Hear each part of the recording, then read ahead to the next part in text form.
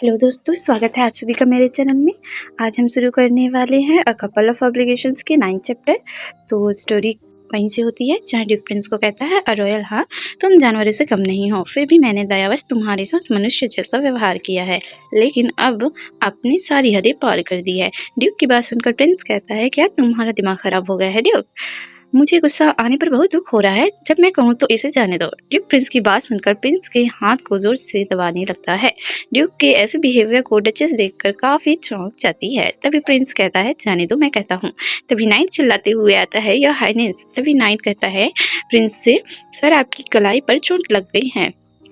Night की बातों को नजरअंदाज करके प्रिंस जो है ड्यूक को कहता है, आपकी हिम्मत कैसे हुई एक शाही व्यक्ति का इस तरह अपमान करने की? इसे माफ नहीं किया जाएगा। मैं पिताजी को इसकी सूचना दूंगा। और तभी डचेस कहती है, आप मैजेस्टी को क्या बताने की योजना बना रही हैं?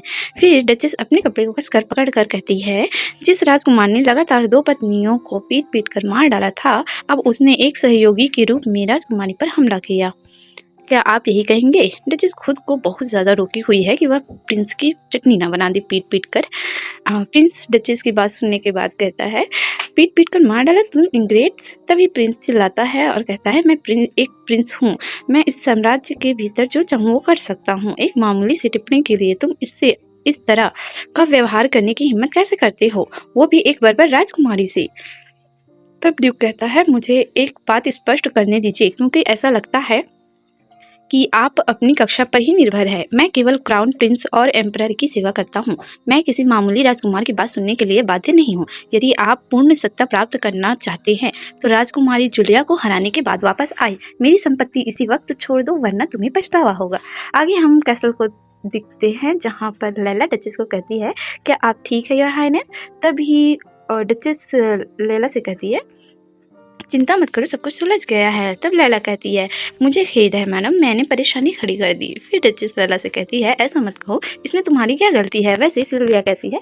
डचेस की बात सुनकर लैला कहती है, उसका इलाज चल रहा है, सौभाग्य से उसे ज़्यादा चोट नहीं आई। ड्यूक कहता है, एक उदंड राजकुमार की वजह से सब कुछ गड़बड़ हो गया है। फिर डचेस लैला से कहती है, लैला अब तुम सिल्विया के पास जा सकती हो। तभी लैला कहती है, ठीक है मैम। तब डचेस ड्यूक से कहती है, आपने ऐसा क्यों किया? मैंने तो लैला की रक्षा के लिए कदम उठाया था, लेकिन मैंने कभी नहीं सोचा था कि तुम प्रिंस के साथ ऐसा व्यवहार करोगे। तभी ड्यूक डचेस से कहता है, क्या आपको लगता है कि मुझे खुद पर संयम रखना चाहिए था? डचेस को तो कुछ भी समझ में नहीं आया कि ड्यूक आखिर उनसे कह क्या रहे। तभी ड्यूक कहता है, 2 तरह के लोग हैं जिनसे मुझे नफरत है। सबसे पहले वे लोग जो जानवरों से कम नहीं हैं और अपनी घिनौनी प्रकृति को छिपाने के लिए तैयार है। दूसरा, जो मेरे लोगों का अपमान करने का साहस करते हैं। आप इस बार्डन की डचेस है, आपको इस तरह के अपमान को बर्दाश्त करने का कोई कारण नहीं है, भले ही वह राजकुमार ही क्यों ना हो। मैं चाहूंगा कि तुम उस व्यक्ति को लात मारो। डचेस को ड्यूक की बात याद आती है, जब वह कह रहा होता है, जब तक आप डचेस के रूप में अपनी गरिमा बनाए रखती हैं। ये याद आते ही उसे हंसने लगती है। डचेस को हंसते देख ड्यूक कहता है, अब क्यों हंसते हैं? तब डचेस कहती है, कुछ भी नहीं, ऐसा लगता है कि आपने मुझे अपने परिवार के सदस्य के रूप में स्वीकार करना शुरू कर दिया है।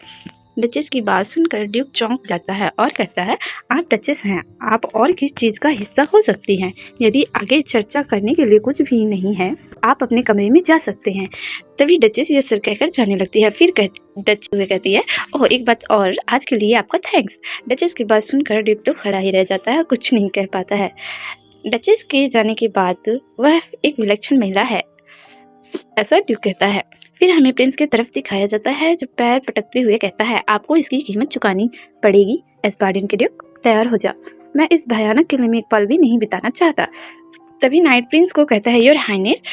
तब प्रिंस कहता है, यह क्या है? आगे नाइट कहता है, रियासत ने हमारे पास एक दूत भेजा है।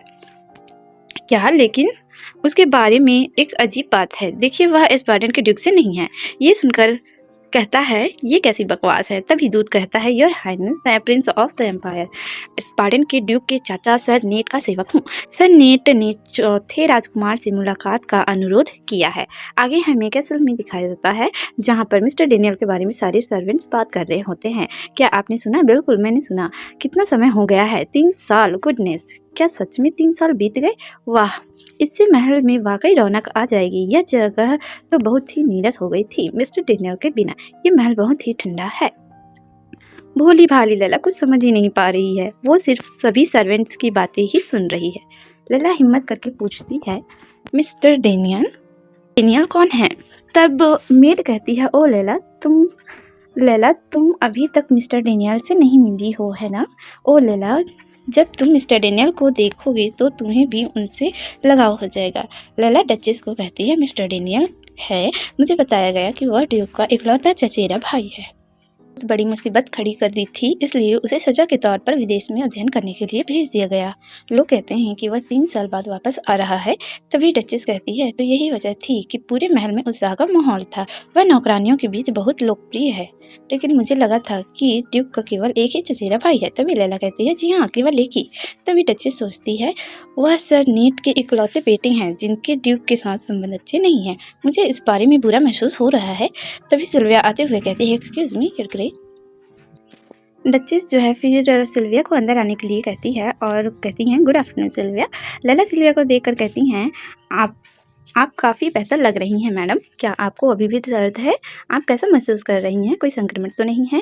या हेडमेड कहती है फिर लैला को, मैं बिल्कुल ठीक हूँ। डचेस कहती है लैला को, लैला तुम उन्हें शर्मिंदा कर रही हो। वैसे आप यहाँ पर क्या कर रहे हैं? मुझे पूरा यकीन है कि आज मेरा कोई कार्यक्रम निर्धारित नहीं है।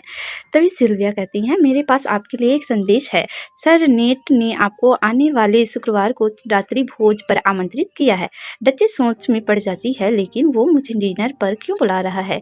तभी हमें सर नेट की तरफ दिखाया जाता है, जो सोच रहा होता है, बहुत लंबा समय बीत गया है जब से मैंने अपने प्यारे भतीजे को आखिरी बार देखा था। तो दोस्तों, स्टोरी का यही होता है। हम मिलेंगे अगले एपिसोड में, तब तक के लिए टाटा बाय बाय।